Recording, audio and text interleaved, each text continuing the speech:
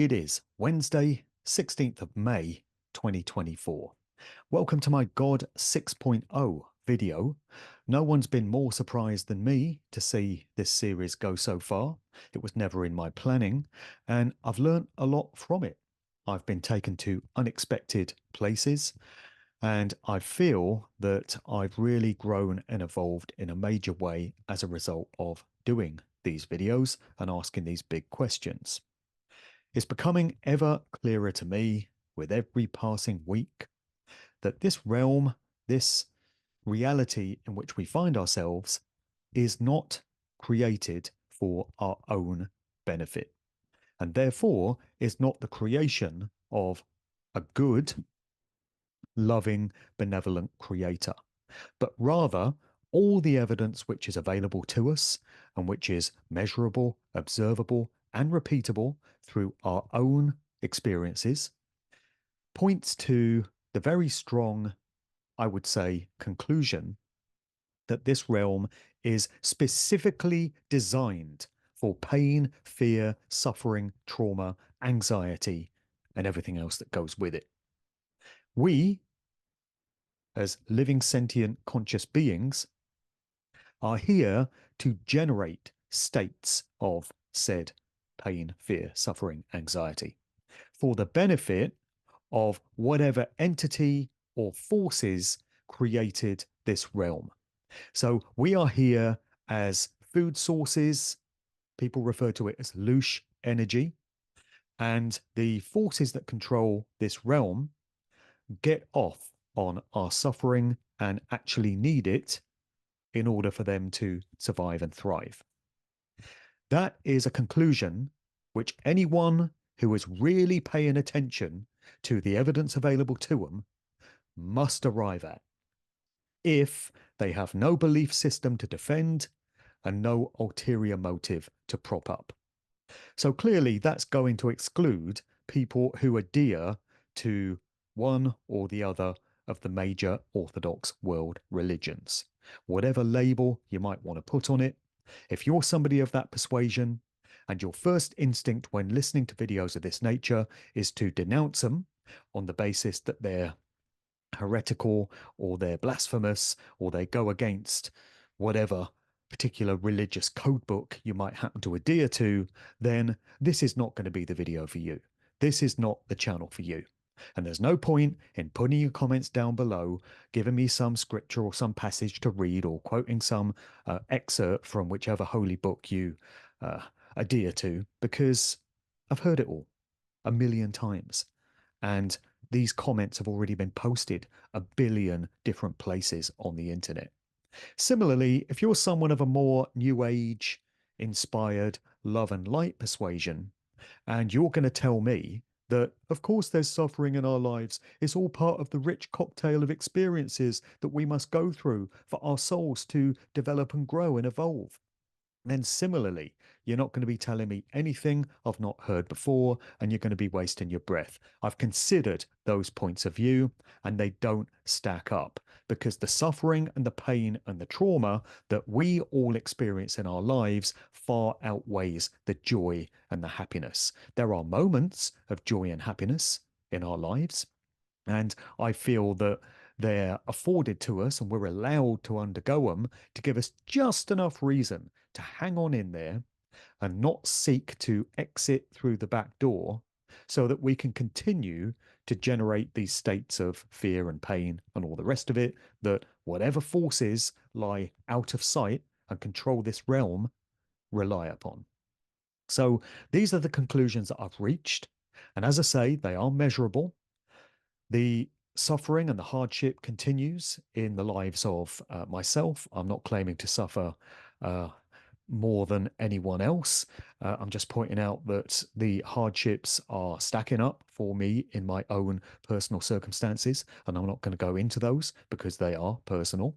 But also so many people that I know, friends, family members, affiliates, people that message in every single day and outline their personal circumstances to me.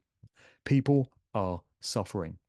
And it seems to be the people who are doing the most to try and alleviate suffering and try and make this world a better place and try to stand in right action and try to oppose evil and darkness and tyranny and all the expressions of it, they seem to be the ones who are suffering the most. Meanwhile, the normies, the NPCs, or the just straight selfish shits who don't mind trampling all over everybody else and all they care about is themselves because they're stuck in that satanic, dark mindset, seem to do just fine. Why could that be? Well, it's because the rules of the game in this realm are weighted in the favor of those who don't give a shit about anyone else and who go through life selfishly, just fulfilling their own ambitions and pleasures and desires and whims, and just don't give a thought about how that affects other living sentient beings. Indeed, those that actively seek to harm other living sentient beings, not just humans, but other life forms as well, seem to do just fine. Don't know if you've noticed. They seem to be the ones who get ahead and everything just works out swimmingly for them. Meanwhile, it's the ones who try to be good who just continue to suffer. And these dynamics just become more and more obvious with every passing week. Don't know what it is about these times. There's something changing, it seems, in the overall consciousness, but it's becoming more and more apparent that this place is set up in that way. So if you're going to try and oppose it, if you're going to try to do good in this world and most notably fix it, then you're going to discover that that's an exercise in futility because this place can't be fixed because it's been coded. You can think of it as a CGI style computer simulation, if you like. You can draw an analogy with a video game. It seems to have computer code written into it just out of sight, and that affects the way that physical reality is playing out, the way that our lives are manifesting, because it's what's been written in the background. So I used to think of it in terms of energy, frequency, and vibration, and that's what was going on. And so very dense, low level energy expresses itself in the form of apparent physicality. And then the more you go up the scale towards love and goodness and light and these things, then the lighter the energy becomes. So it expresses itself in different ways. But I'm now really starting to view it as a kind of video game made up of computer code.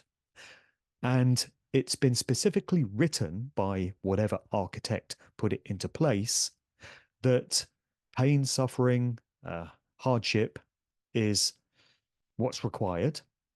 Those whose expressions and behaviors in life go towards cultivating these states get rewarded through getting ahead in life, and those who try and go against it get punished and are made to suffer. So that goes a long way to explaining why good people only seem to reap a whole world of shit in exchange for trying to do the right thing, doesn't it? I want to play a clip at this point, which is going to surprise a lot of people. Surprised me when I first came across it, given the speaker in question. So let me put a disclaimer out there first by saying that I am and have never been a personal fan of Stephen Fry. Why would I? BBC Lovey, an asset of the corporation, of course. This is a good example of taking the words that somebody speaks, the message that they put across, and separating it from the individual, from the speaker in question. So I'm no fan of Stephen Fry. I suspect him of being many things, but the message that he put across when he was asked on an Irish RTE interview many years ago about his attitude towards God and theology and spirituality is, in my view, absolutely spot on. He gave a great answer, and I would like people to just absorb the way he responded to this question and just consider the points that he makes. Let's take a listen to that. Any Christians or those of an alternative religious persuasion who might have made it that far in the video would have just been horrified, of course, and are probably calling me all kinds of things right now for even including that clip. Not that I care. Not that it makes any difference to anything. I think that was a great answer. I think there were some very valid points raised. Countering that, though, some people might say, well, there is, of course, great beauty in this world. And yes, there is. I've just returned from a road trip to Scotland, my beloved spiritual homeland, it feels like. And as well as being on the mainland in some very remote parts of the Highlands, I also managed to take a quick ferry trip across to the Outer Hebrides, so the islands of Lewis and Harris. And that place is absolutely full of awe-inspiring, majestic natural beauty. And people will say, well, if whatever created this realm is evil and malevolent, how can there be such wonderful beauty in this world?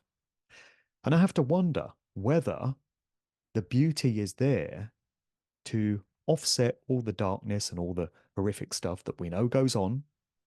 And if anyone tries to deny that this is the case, I would urge them to look into the realities of satanic ritual abuse and trauma-based mind control. Have a listen to interviews with survivors who have come out somehow of that kind of stuff. And ask yourself then if this can be a realm created by a loving God, which is here for our benefit. And these experiences that people like that go through, an SRA survivor goes through those horrific experiences just in order to grow and evolve and take those lessons back to source. Doesn't seem very plausible to me, probably not to them either. So maybe the beauty that is in the natural world is there to give us just enough of a reason to hang on in there and keep going and continue to provide all the loosh energy that is needed from us, because we're like batteries, to draw on that commonly held analogy. We're like sources of energy to whatever entities preside over this place. If the world were completely dark and completely horrific, then many of us, I'm sure, would be looking for a quick exit out of here.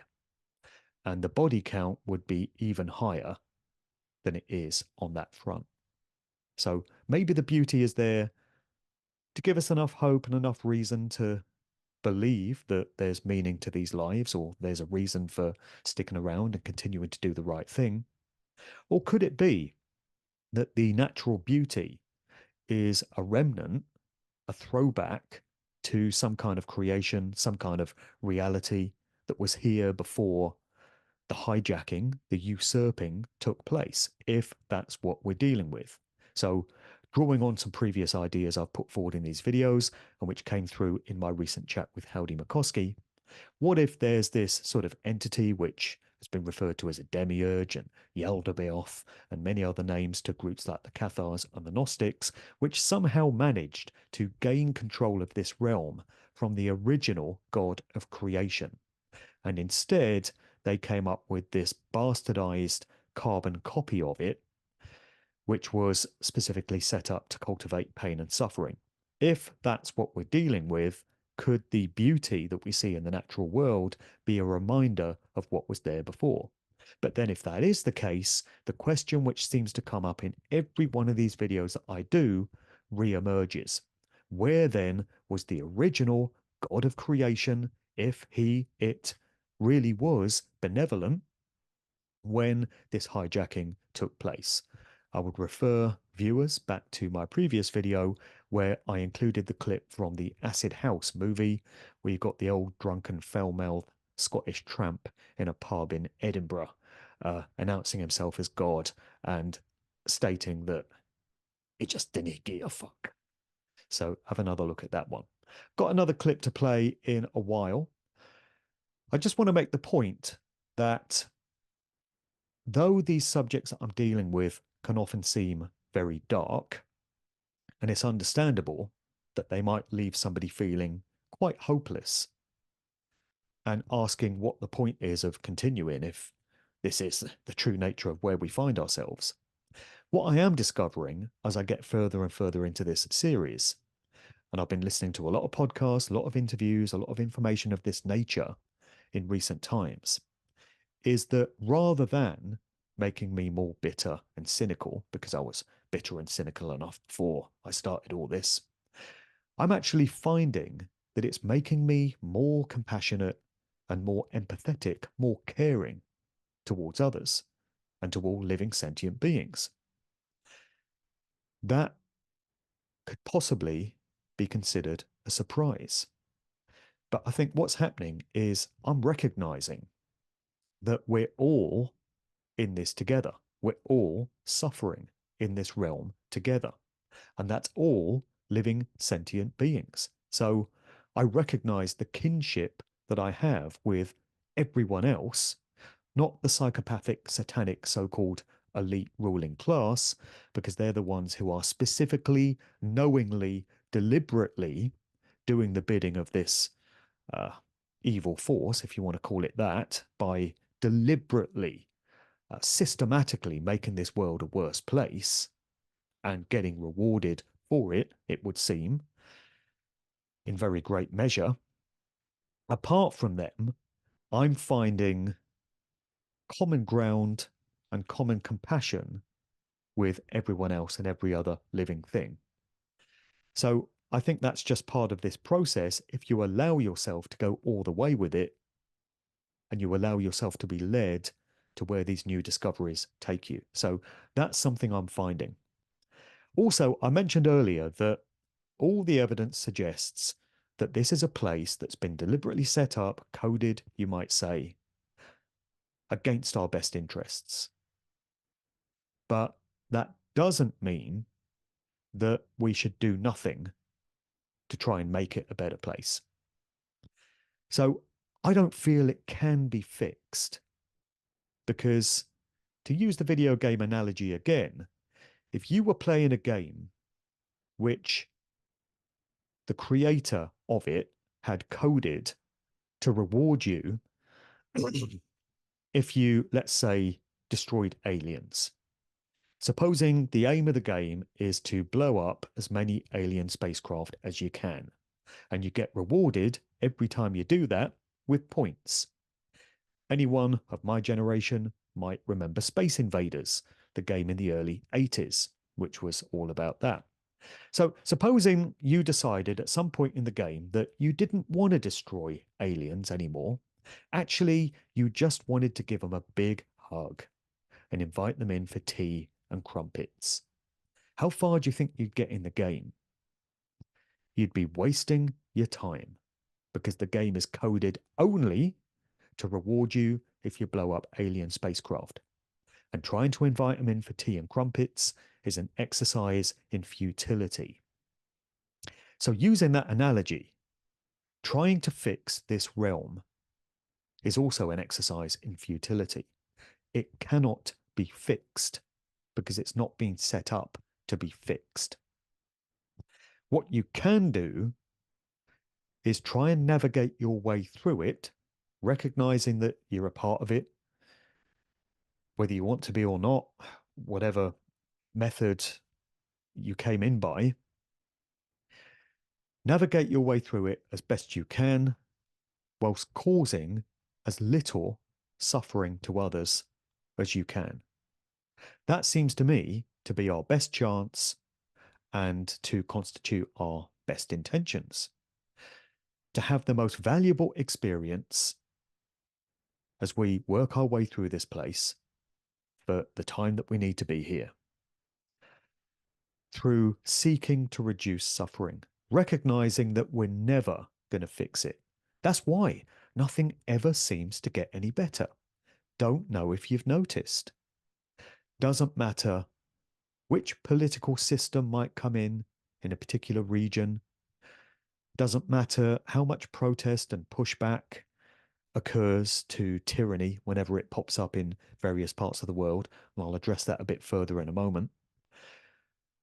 And most importantly, it doesn't seem to matter how much prayer is offered up to whichever god or spiritual entity somebody might believe in. This is another point which came up in my chat with Howdy. How many prayers do people think have been offered up over the course of human history? It's going to be trillions upon trillions upon trillions upon trillions, whatever kind of figure we're looking at, however many zeros appear at the end of it. And all these prayers would have been asking for improved situations in the world, for peace, for joy, for happiness, for abundance. People would have been asking for wars and conflict and pain and suffering to end. People would have been praying for their loved ones, asking for improved situations. They might have a family member that's dying of cancer, for example, and they would have been asking for the cancer to go away and for that person to recover. How many times do you think that individual that's been prayed for died anyway and succumbed to that disease anyway?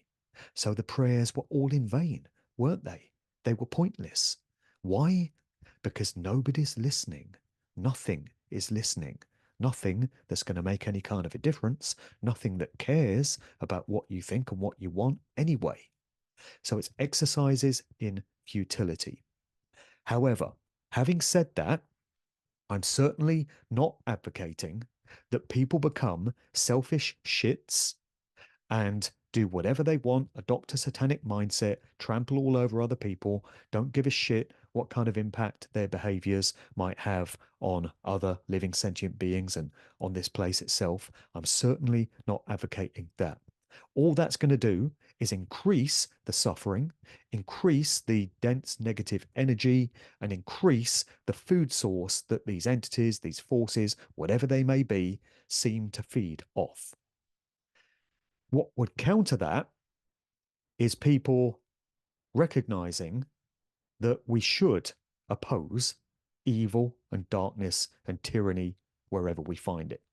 If I didn't believe that, then my own actions of the past 3 or 4 years, my video output, not to mention the talks that I've given at various freedom rallies and various marches over the past 3 or 4 years, where I've been standing up against some quite obvious tyranny and the encroachment of a new world order nightmare, would have been in vain.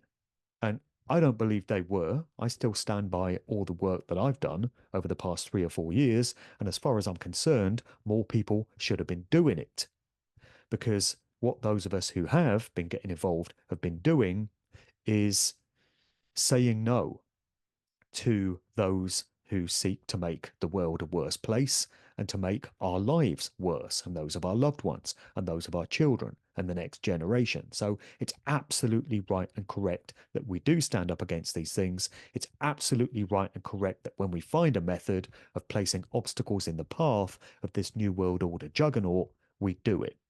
If there's any way in which we can resist what they've got planned for us, we absolutely should.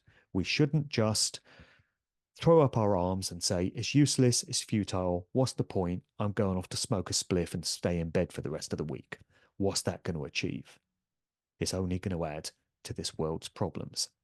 So I'm saying that the best approach that we can take, once we come to an acceptance that we were somehow tricked or conned or duped or coerced into incarnating into this place, is to seek to reduce suffering as much as we can, navigate our way through it as best we can, still seek to help others, still seek to oppose evil and darkness, and just see that as our best way through these lives.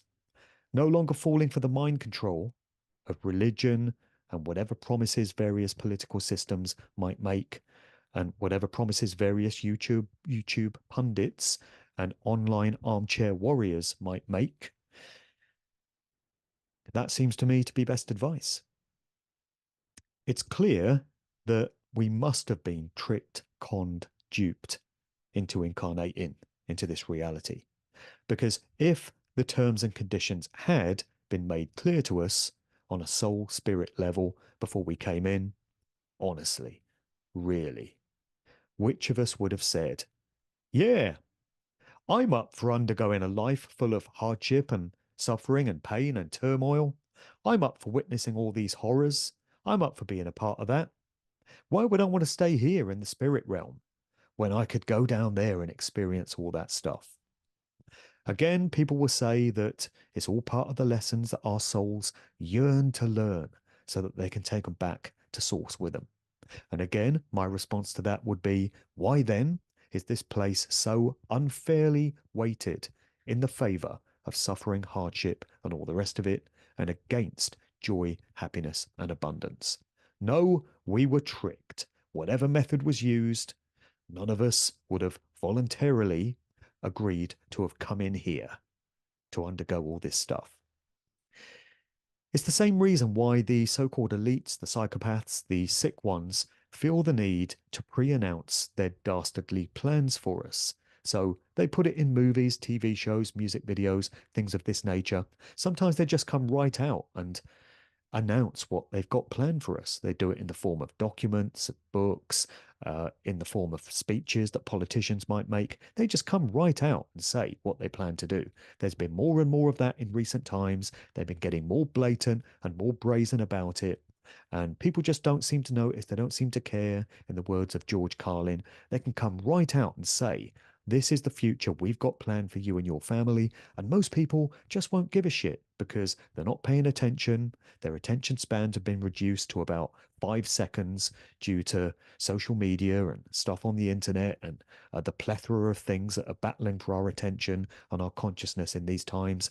Or they'll just be too cowardly to want to do anything about it, or they'll just feel too hopeless to be able to do anything about it. So they're telling us where they want to take things.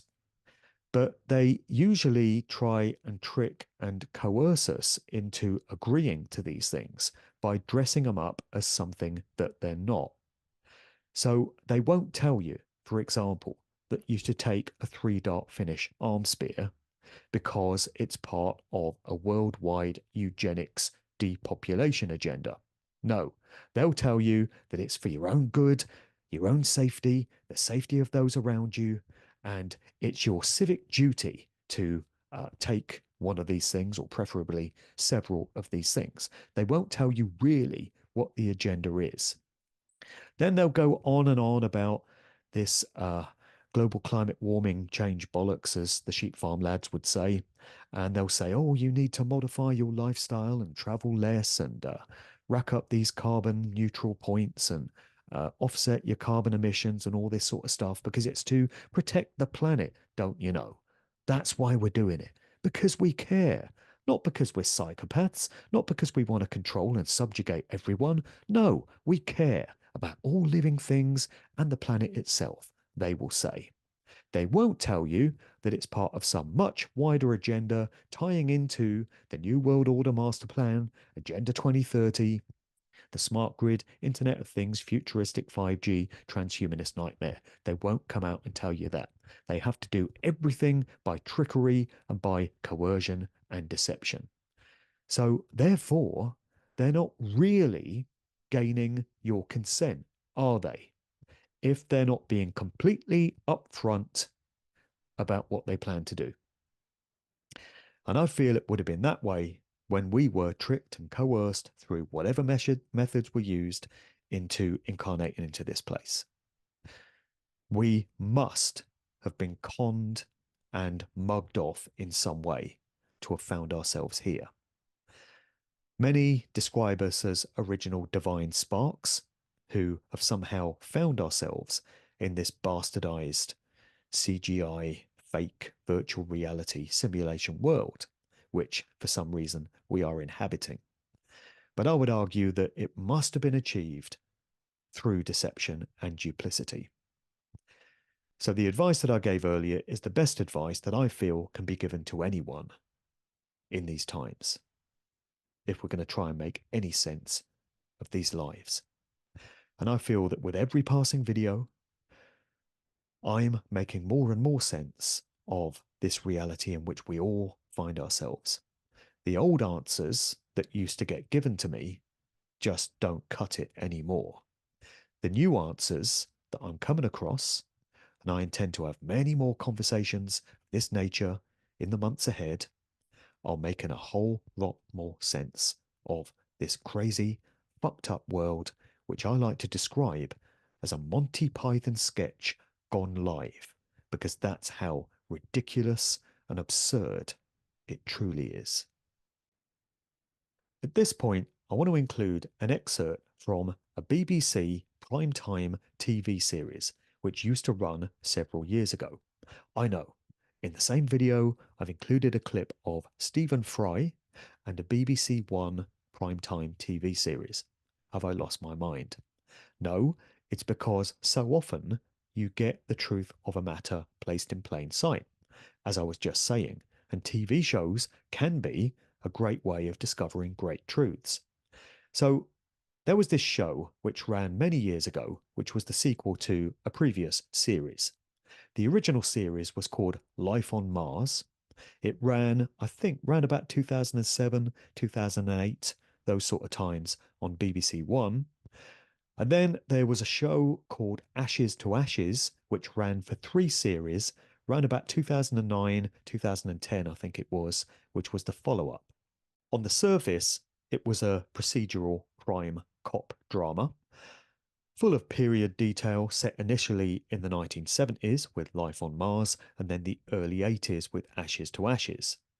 But if you can strip away that exoteric surface narrative, you would find many coded elements and a lot of truth lying right there in the storyline. And a lot was revealed to us in the very final episode of Ashes to Ashes. What we come to discover is that the world, spoiler alert, by the way, if you've never seen the show and you ever intend to watch it, but we find that the world that is inhabited by all these cop characters is actually some sort of purgatory or some sort of middle holding ground between the real world, whatever that even is anymore, and whatever lies beyond. So it's a realm which has been created for these characters to work out their issues, to get some shit off their chest spiritually, to deal with some shadow work that they need to do before they can move on, spiritually speaking. So, in other words, the realm which they think is real, full of police stations and uh, cars and streets and buildings and people, is illusory. It's been created for them. They believe it to be real while they're living through it, but in this final episode, they come to discover the true illusory nature of it. So here's the key scene from that, which breaks it all down.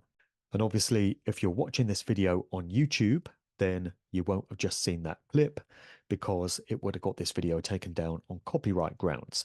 But if you're viewing this on BitChute, Odyssey, Rumble, or any other platform, then you would have seen it. And I feel it tells us so much. So Daniel Mays's character there is implied to be the devil or Satan or, whatever name you want to put on that entity. And he's revealing to these characters, first of all, the fact that they're dead. They think they're fully living in the real world. What they don't realize is that they've actually passed on and they're now in this illusory reality which seems so real to them. So he rips the roof off the police station there and reveals the starlit sky above and says, "Isn't it beautiful?" And then he says, "Oh, come on. You didn't think this was a real police station, did you?" Because it had been made so convincing and so believable that that's exactly what the characters had perceived it to be. So some great truth there in that clip and some food for thought to ponder on, I would argue. Right, at this point, I want to step to my virtual mailbag and get into some correspondence. This has been a feature of these videos because a lot of people that have been watching the previous ones have had some really great observations to make and chipped in with some really relevant comments. So with each new volume that I do, I like to read a few of these out. So these are people that have either emailed in or they've left comments below one of the previous videos. I'm leaving out the names as always, so no identities here. I'm just going to read out the comments. So let's get into this one. So the first one this time around reads, "I'm very glad you've gone in the direction of the nature of reality, as it's all I'm interested in anymore." I'm getting that way. I'm watching a lot of Forever Conscious Research Channel 2, and some of them are the most informative videos I've ever seen, particularly the ones about Robert Monroe. I'm afraid I have to conclude it's all about Loosh. I had a stark realization the other day that we are not here for our own benefit. We are livestock, and as such, the diabolical farmers feel entitled to own us. We're told we have inherent freedom and rights, but that is a big fat lie, like everything else. Nevertheless, I'm determined to make the best life I can for myself within the matrix, despite the never ending obstacles. Remember when Morpheus says in the Matrix that whole crops were lost when they made life too easy in the simulation? I think that meant that people were too happy and the farmers weren't getting the misery flavored loosh that they love, sick mofos that they are. They binned the crop. There's definitely some symbolism there. On to the next one. When I look at my 63 years of life, there is a pattern. It looks like I'm running on some kind of computer program with some minor deviation depending on the environment. Computer program ifs. But in the essence, it's always the same. So I figured I cannot change much. My journey down the rabbit hole is continuing. Will I find out how to escape this reincarnation and never come back to this hell? Well, every program has some kind of bug, and I intend to find it. It's taken me a while to find you, Eric Dubay, and Howdy McCoskey, and many others, but I did, and was so glad to realize that I'm not the only one thinking like this. Finally. And another movie analogy has just come into my mind at this point. The final scenes in They Live, John Carpenter's now cult classic with Rowdy Roddy Piper. And right at the end of it, the central characters find that they have to hack into the broadcast system, which has been putting out this fake illusory version of reality, which the masses have been buying and believing in. And the two main characters lose their lives in the process of hacking into this broadcast and finally destroying the system that is putting it out there. But in so doing, their sacrifice ends the illusion that everyone is living under. And the truth of what that reality is laid bare for all to see in no uncertain terms. And again, there's some allegorical value to that scene as well. None of these movies get put out there by accident. There's a reason for all of these different narratives because they're telling us something that we need to comprehend about where we really are and what we really are. Somebody else has written in, question, what is the point? Answer, there is none. If you don't care, it doesn't matter. It's not nihilism. Hence, absolute freedom. And I think only the Buddha, if he existed, worked this out when he stated the only possible conclusion is to avoid suffering. He said, don't look for God or the causation or what the ultimate answers lie. This is a fool's errand. The I don't give a shit means I literally didn't ask to be here. It's shite. People are wankers. So fuck it. I will be me and have absolutely no interest in what other people say or do. Not in a psychopathic way, but in a leave me alone sort of way. The fact that life is so pointless means it's so liberating. Fuck it. I really am happy because people are scum and not worth trying to impress. Works for me, honestly.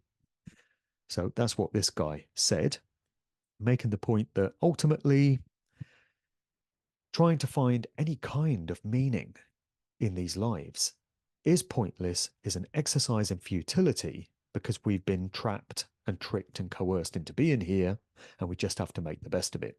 I would only add to what he had to say there that to reinforce my earlier point, we must do all we can to try and help others and try and make this world a better place, recognizing that we're never going to fix it totally, but we can leave it in a better condition than it would have been in if we'd never incarnated into it.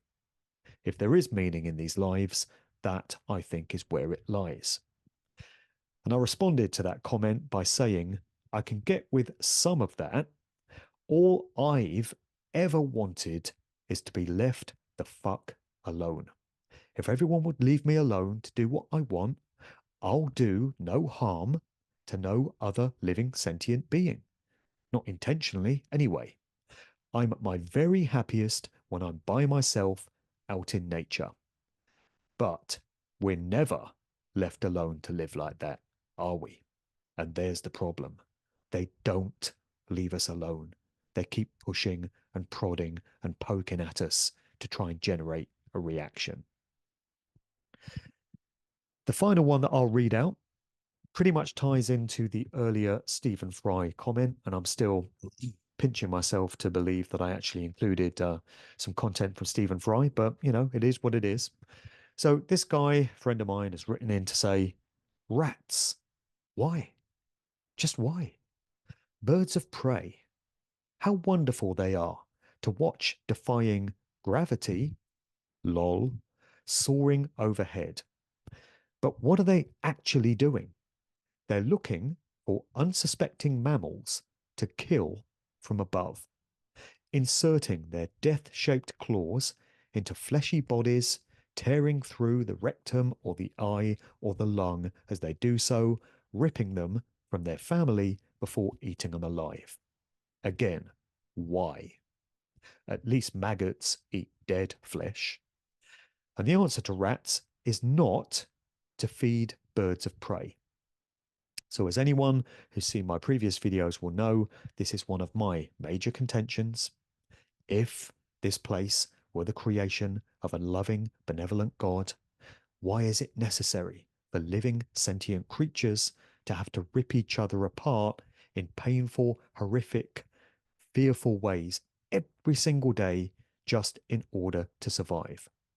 What does it say about any kind of entity, any kind of consciousness that would have created a reality in which that is necessary when there are so many different ways in which this realm could have been constructed? It never had to be that way. It could have been so different. The fact that it is that way means that it was set up that way deliberately. This video will have offended those of various religious constitutions. It will have pissed people off. It will have disappointed people. Whatever the case, I really don't care. I'm saying exactly what I want to say on these platforms, which are my platforms where I'm free to express myself in any way that I choose. I know that these messages are resonating with a whole load of people because I get a lot of positive feedback and people telling me that they're finding a lot of value in these messages. So for anyone for whom these messages are not resonating, you do, of course, always have the choice to jog on to a channel and a speaker who is going to be more in keeping with your way of viewing the world. If you don't like what I'm doing, don't watch my videos. Don't come to my channel.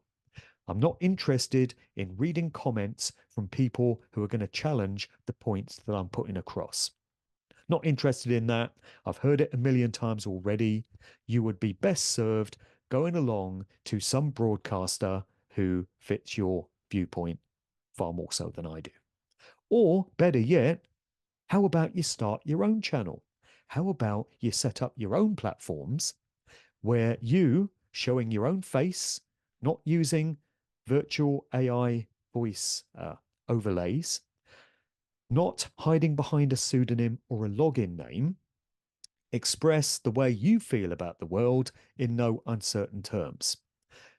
And then I think I might come along to your channel and take a look at what you're saying and cast my critical eye over it. And maybe offer a few little pointers and a few little observations myself in the comments section of your platform. How does that sound? Sounds pretty good to me. For everyone else who has been finding value in these videos, I hope that you'll continue to do so. I do intend to have many more conversations of this nature. I've got some interesting guests lined up for the months ahead, and this is a subject area which I intend to continue pursuing now on these regular video updates. As well as these, my content looking into the true nature of the music industry and how popular culture and entertainment has been weaponized will, of course, continue. That is my core work. Most of the public talks that I do get into this kind of information. And of course, my books do, and many of the interviews that I do where I jump on other hosts' shows get into aspects of this as well. So, the one stop shop to get access to all my videos and my interviews, books, and everything else that I've done is djmarkdevlin.com. On that site, you'll find an events page where you can find out what conferences and meetup groups and events I'm going to be speaking at in the coming weeks and months. Over the summer, I've got a few events where I'm going to be DJing, simply just dropping some tunes and trying to give people a good time and just have a bit of fun for a change for an hour or two. So you can find out where those events are going to be happening. And everything else is just on that one stop shop website, djmarkdevlin.com. I have my video channels on YouTube, Odyssey, BitChute, and Rumble. You're probably watching this on one of them, so be aware that these other channels also exist. I've recently resurrected my Instagram, so I'm posting up on there for anyone that's up on the IG. I do have a TikTok platform, which my friend Sheena is running for me, and she's posting up some of my video clips on there. The intention being to grab the consciousness of younger people who hang out on TikTok and direct them towards my real work, some of these longer videos, if their attention spans will last, and getting them to pay attention to some of these. But TikTok being a good way of hooking in, hopefully, some younger people to these subjects. What else is going on? Got my Patreon. That is a good way of supporting the continuation of my work for anyone that's found value in it. So it's entirely voluntary, of course, but if you wish to become a Patreon supporter for as little as $10 a month, what is that? A sandwich and a cup of coffee, I guess, which people would spend in their lunch break and not give it a second thought. So for that, you can become a Patreon supporter and you get access to at least 3 exclusive videos every month, which I don't post elsewhere. Big thanks to everyone who has supported my Patreon so far. It's definitely appreciated, and it does help to ensure the continuation of this work because, of course, we all have operating costs to meet, content creators just as much as anyone else. Couple of natural health products that I've got involved with. There's Masterpiece and Nano Soma. I'm going to put links to each of these in the notes below to where you can access websites giving further information on how these products are designed to fire up your natural immune systems, help you to detoxify from various things that you may have taken into your body because of all the assaults that are taking place against us in these times, and generally just improve your natural holistic health. So anyone that wants to order these products, if you do so through the links that will be in the notes below, that benefits me also and just contributes a little bit more towards me being able to continue this work. So anyone that wants to get involved in those, your support is also greatly appreciated. If anyone just wants to make a straight donation, you can do so via my buymeacoffee.com page. Links to that in the notes below as well. But in all honesty, it makes the most sense to become a Patreon supporter if you can, because then you get recurring exclusive content delivered every month. That's pretty much all I want to say this time around. People will make of the message in this video what they will. It will resonate with who it's meant to resonate with, and it will fall on deaf ears with everyone else. It is what it is. I didn't create this realm. I'm doing my best to navigate my way through it. And if I can help others along that journey, along that path, then I'm very happy to do so. See you next time. Cheers.